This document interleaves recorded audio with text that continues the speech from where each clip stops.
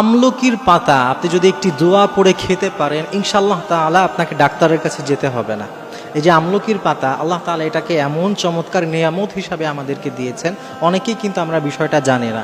এই আমলকির পাতার মধ্যে আল্লাহ তাআলা অনেক শেফা রেখেছেন, অনেক কিছু আল্লাহ তাআলা এর মধ্যে দিয়ে রেখেছেন। বিশেষ করে বর্তমান মেডিকেল সায়েন্স বলছে যে এই আমলকির পাতার মধ্যে অ্যান্টি অক্সিডেন্ট আছে, যেটা শরীরের রোগ প্রতিরোধ ক্ষমতা বাড়ায়। শরীরের ভেতরে যদি কোনো বাজে ব্যাকটেরিয়া থাকে, জীবাণু থাকে, যেগুলো শরীরকে ক্ষতি করে, এগুলাকে দূর করে দেয়। এবং আমাদের যে ইমিউন সিস্টেম, আমাদের যে রোগ প্রতিরোধ ক্ষমতা, এইটাকে অত্যন্ত শক্তিশালী করতে এই আমলকির পাতা অনেক বেশি উপকারী।